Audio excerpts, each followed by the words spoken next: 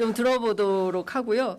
그러면서 이제 본인이 실제로 이런 주술적인 얘기도 하지만 실제로 지난 대선 과정에서 무슨 일을 했는지에 대해서 예고는 띄웁니다. 그러나 좀 더 구체적으로 파고들려고 하면 그건 말을 아껴요. 말을 아끼고 본인이 검찰 수사를 받고 있기 때문에 그리고 소환 조사가 예정돼 있기 때문에 관련해서 직접적으로 발언하기는 어려운데 이제 몇 가지 이야기를 합니다. 그 중에 해당되는 이제 특이점들이 있지 않았습니까? 우리가 생각해보면 어떻게 저런 일이 벌어지지? 개사과. 그렇죠? 그리고 윤석열 당시 후보의 전두환 독재 옹호 발언. 그리고 그 다음에 이제 여사가 뭡니까 본인의 바깥에 나가지 않고 네. 아내의 역할 내조만 하겠다. 사과했죠. 그렇습니다. 네. 이제 그런 사과 이런 등등의 역할이 있는데 관련해서도 본인이 어떤 일을 했는지에서 살짝 흘립니다. 그러나 본인이 조언을 했다라는 내용이 좀 들어가 있나 보네요. 그렇습니다. 네, 그 얘기를 준비됐습니까? 네, 들어보겠습니다. 수많은 일이 벌어지지 않습니까? 네. 그거를 극복할 수 있는 걸 했겠지. 그러니까 똑바로 얘기를 해주세요. 극복한 게 뭐고요? 개사과, 전두환 발언, 여사 사과 이 중요한 국면마다 이준석이 저 대표가 네. 예, 당을 등지고 외출을 좀 하셨지 두 번. 네. 외출이라고 해야지. 네, 외출. 이준석 그 다음에 김종인 네. 1월 3일 날 해서 1월 5일 날 쫓겨나지. 네. 예. 네. 그 모든 일들을 극복할 수 있는 일을 했어요. 그러니까 그게 뭐냐고요.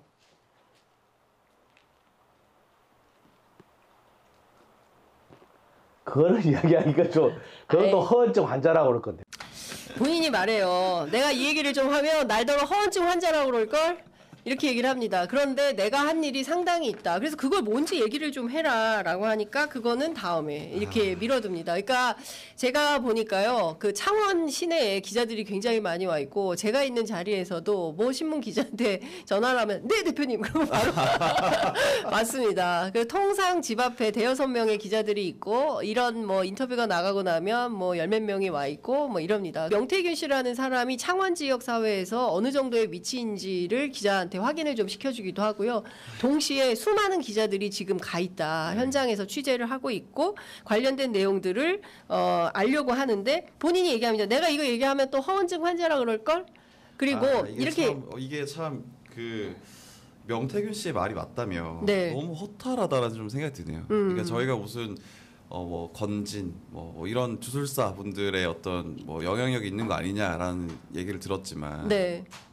명태균 씨 맞다면 이 거의 뭐 여당의 모든 선거와 모든 뭐 어떤 행위들에 모두 다 개입한 거 아닙니까 이게? 그렇습니다. 이게 무슨 이게 정말 이게 나라냐라는 생각 좀 들기도 하고 어떻게 이렇게 지금 그리고 이 지금 현상도 방금도 해주셨지만 기자들이 명태균 씨 집안에 앞에 지고 있고 명태균 씨 말에 막 이렇게 입을 바라보고 있고 뭐 이런 상황 자체도 굉장히 한 국민으로서 기자가 아닌 한 국민으로서 굉장히 좀 모욕적이다 이런 좀 생각이 좀 듭니다. 네.